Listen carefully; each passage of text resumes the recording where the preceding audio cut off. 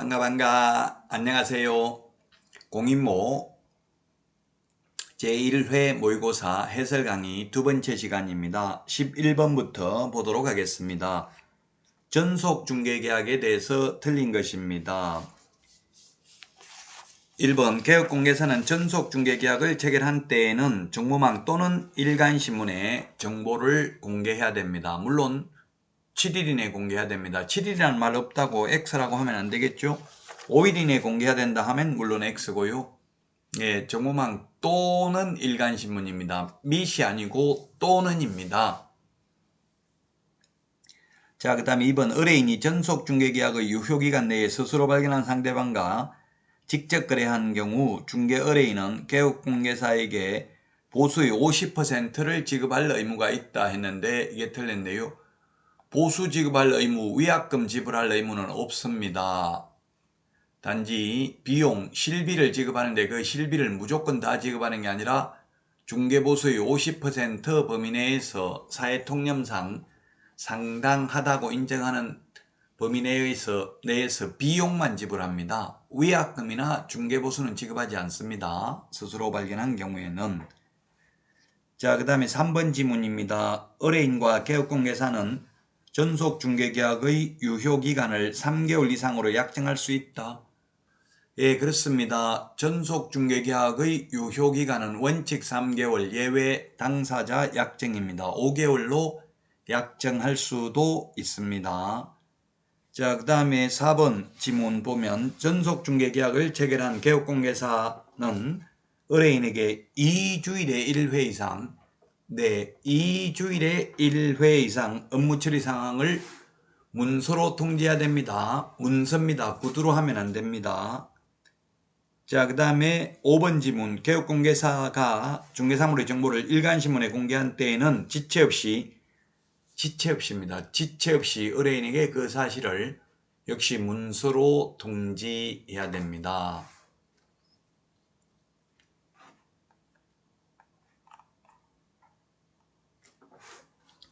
2번이 정답이 되겠습니다. 자, 다음은 12번입니다. 6월 초가하여 휴업할 수 있는 사유로 명문 규정을 두고 있지 않는 것은 했는데 정답은 5번이죠. 5번은 공인중개사법에 명문 규정은 없습니다. 명문 규정. 직접 법조문을 두고 있는 것은 질병으로 인한 요양, 징집으로 인한 입영, 치약인데 이번에 임신 출산이 올해부터 임신 출산이 신설됐습니다. 임신 출산의 경우에도 6월 초과해서 휴업할 수 있습니다. 자, 다음은 13번 문제 보도록 하겠습니다. 포상금입니다. 포상금 옳은 것인데요. 네, 1번이 옳은 내용이네요. 1번이 정답이 되겠습니다. 등록관청은 개업공개사가 아닌 자가 중개사물에 대한 표시 강구하는 것을 등록관청 수사기관이나 그 다음에 부동산거래질서 교란행위 신고센터에 신고 또는 고발한 자에 대하여 포상금을 지급할 수 있다. 포상금 지급 대상은 무부양, 광시, 공시 이렇게 되겠죠. 무등록, 부정한 방법으로 등록, 양도되어 개공 아닌 자가 강구한 경우, 그 다음에 개업공개사 등이 시세에 부당한 영향을 미치는 행위를 한 경우, 공동중개 제한, 누구든지 시세에 부당한 영향을 미치는 행위를 한 경우에 포상금 지급 대상입니다. 자, 그 다음에 2번은 포상금 협회에서 보조할 수 있는 게 아니고요. 협회는 보조할 수 없고요. 국고에서 50%까지 보조할 수 있습니다. 그래서 2번 틀렸고 3번은 국토부 장관이 아니고요. 등록관청이 포상금 지급합니다. 등록관청이. 포상금은 등록관청이 지급합니다. 자, 그 다음에 4번은 30일이 아니고 1월 이내입니다. 부동산 거래 신고 등에 관한 법률은 접수된 날로부터 2개월 이내 포상금 지급합니다. 자, 그 다음에 2건 이상이 접수된 경우 균등 배분이 아니라 최초로 접수한 자만 지급하고 2인 이상이 공동으로 신고한 경우에는 균등하게 배분합니다. 2인 이상이 공동으로 신고하면 균등하게 배분, 2건 이상이 접수되면 최초로 접수한 자에게만 포상금 지급합니다.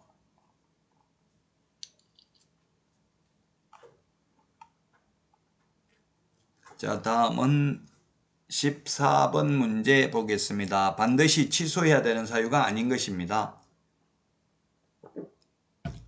등록을 반드시 취소해야 되는 거 아닌 거. 요거는 사실 단순히 암기해야 되는 내용이죠. 1번이 답입니다. 1번. 독점규제 및 공정거래법 위반으로 최근 2년 이내에 2번 이상 과징금이나 시정조치를 받으면 등록을 취소할 수 있습니다. 그래서 1번 2 플러스 2죠. 우리 프린터 44번에 보면은 2 플러스 1이 정리되어 있습니다. 12, 13, 14, 15번에 정리되어 있는데요. 요거는 임의적 취소 사유입니다. 그래서 14번에는 1번이 정답이 되겠습니다.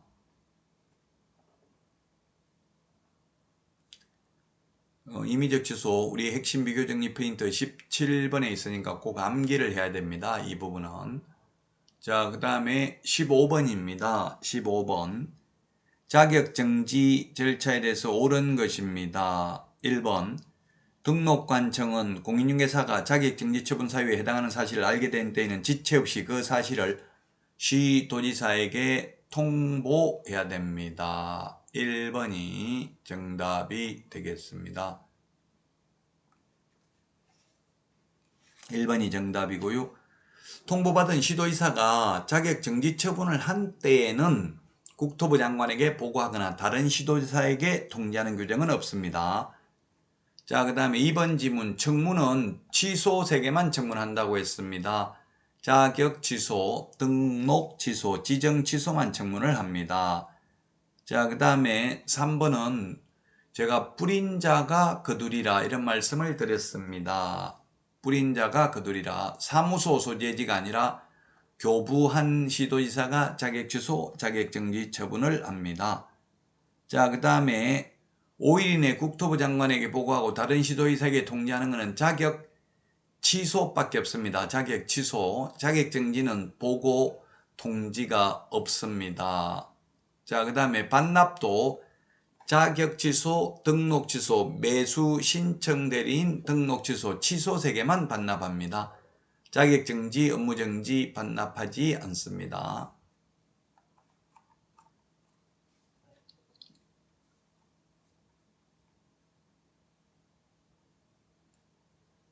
다음은 16번 문제입니다. 16번 문제.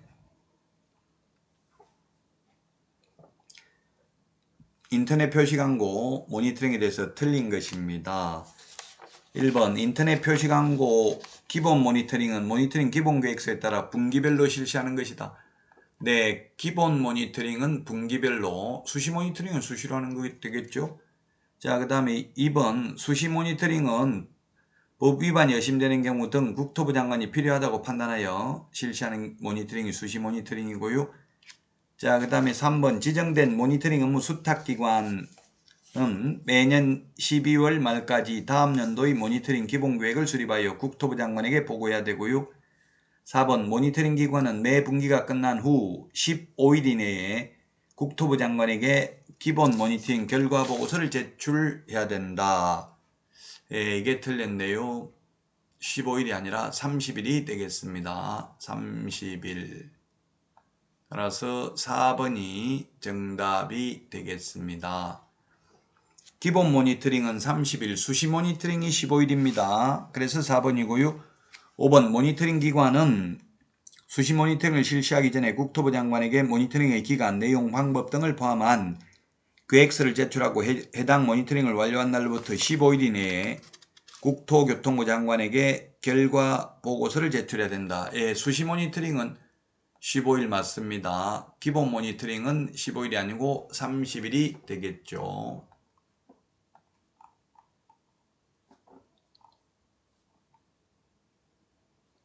다음은 17번입니다. 협회에 대해서 틀린 것입니다.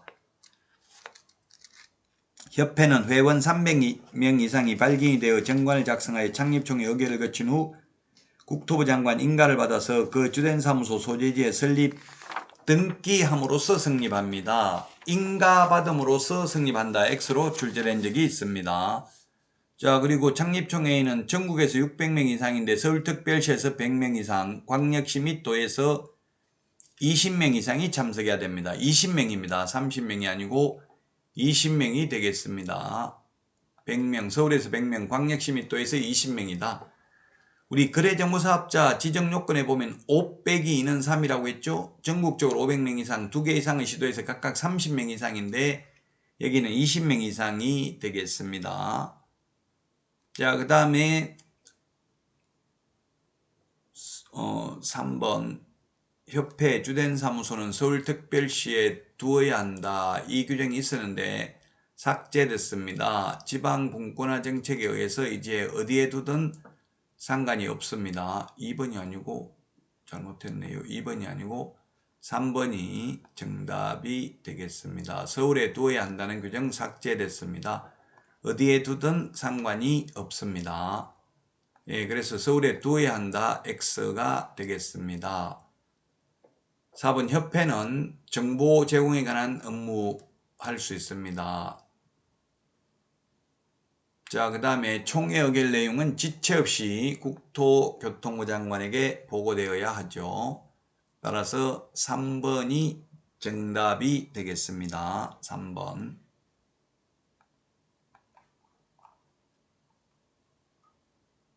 주된 사무소는 어디에 두든 상관없다. 자, 다음은 18번 문제입니다. 사무소 이전입니다. 사무소 이전 틀린 것입니다. 사무소 이전 제가 이사 가는 거하고 똑같다고 했어요. 주민등록 전입신고하는 거하고. 전입신고 하잖아요. 우리 전출신고는 안 하죠. 옛날에 전출신고 했는데요. 그래서 이전 전의 등록관청에 하는 게 아니라 이전 후 등록관청에 우리 이사 가고 나서 전입신고하는 것처럼 사무소도 옮기고 나서 10일 이내에 이전 후의 등록관청에 하면 됩니다. 10일 이내에 해야 됩니다. 이전 후 등록관청에 해야 됩니다. 이전 전 X고요. 자, 그 다음에 주된 사무소 이전 신고서에는 중개사무소 등록증과 그 다음에 건축물 대장에 기재된 건물에 중개사무소를 확보한 경우 이를 증명하는 서류 제출해야 됩니다. 임대차 계약서나 사용대차 계약서 또는 건축물 대장이나 본인 건물이면 등기사항 증명서 등을 제출하면 되겠죠. 5번 지문 분사무소 이전 신고를 받은 등록관청은 이전 전 및 이전 후 분사무소 소재지 관할 시장군수구청장에게 지체 없이 통보해야 됩니다.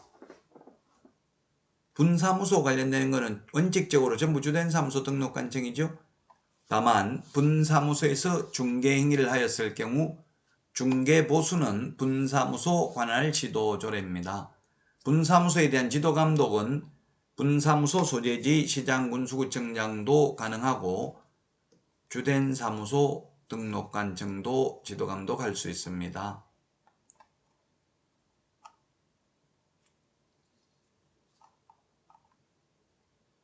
다음은 19번 문제입니다. 벌칙에 대해서 옳은 것 했는데 1번 가태료 부과 기준은 국토교통부령이 아니라 대통령령으로 정하고 있습니다. 자, 그 다음에 무등록 중개업자 등록을 하지 않고 하면 3년 이하의 징역이나 3천만 원 이하의 벌금이 되겠습니다.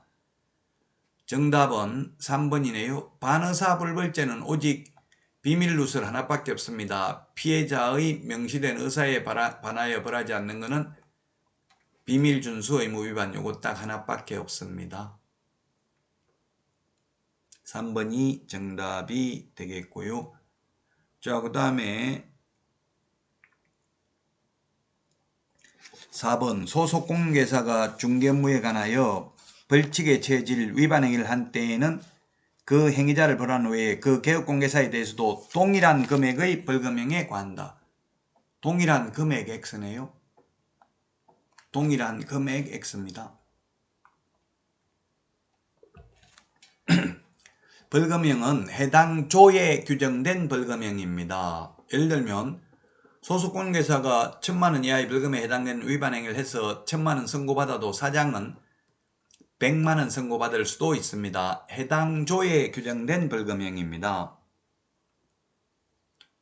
5번에 개업공개사가 소속공개사의 위반 행위를 방지하기 위하여 해당 업무에 관하여 상당한 주의와 감독을 게을리하지 않았다면 아예 양벌 규정에 의해서 벌금을 받지 않습니다. 2분의 1 범위 내에서 감경할 수 있는 게 아니고 과실 책임입니다. 과실이 있는 경우에 해당 조에 규정된 벌금형을 받게 되겠습니다.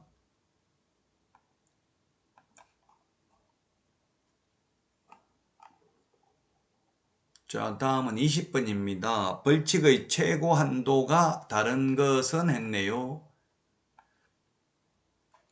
정답은 4번이죠. 직접거래 쌍방대리 3년 이하의 징역이나 3천만 원 이하의 벌금이고요. 나머지는 모두 1년 이하의 징역이나 1,000만 원 이하의 벌금이네요. 이런 벌칙이 시험에 최소 2문제는 나오기 때문에 사실 단순히 암기해야 되는 부분입니다. 이거는 판사도 검사도 이런 벌칙 다 암기 못합니다. 그러나 우리는 시험 공부를 해야 되기 때문에 암기해야 됩니다. 3년 이하의 징역이나 3천만 원 이하의 벌금, 무부관직상투 시공시, 무부관직상투 시공시 이렇게 암기하도록 하겠습니다. 무등록, 부정한 방법으로 등록, 분양 관련 증서, 매매를 여부를 하거나 중개하는 행위, 직접거래 쌍방대리, 투기조장, 개업공개사 등이 시세에 부당한 영향을 미치는 행위를 한 경우, 공동중개 제한, 왕따시키는 것, 누구든지 시세에 부당한 영향을 미치는 행위를 한 경우 3년 이하의 징역이나 3천만 원 이하의 벌금입니다.